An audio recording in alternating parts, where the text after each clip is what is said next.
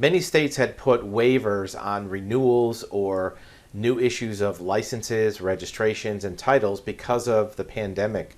A lot of those waivers and delays are coming to an end. Here's an example from Texas where their waiver program is going to end on April 14th. It's only about a month from now. DMV is asking those who took advantage of the waiver to make plans to start paying overdue transactions.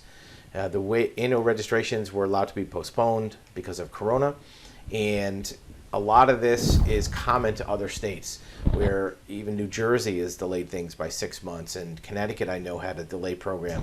And this holds true for licenses, driver's licenses, registrations, titles, other types of documentation. But a lot of these are starting to be reeled in or terminated, so that if you have a vehicle that has an overdue registration, title not issued, your driver's license is about to expire, remember that these programs for delays are starting to come to an end, because now availability of DMV appointments or going to DMV are starting to ease up. And more importantly, many of the title and registration processing can be done either online or through the mail. We highly recommend that you do anything you can with the DMV through the mail, because if you go in person, first of all, you have to make an appointment. You have to, even if the appointment is tomorrow, you have to drop everything and go to the DMV. That could be a 4 or 5 hour process.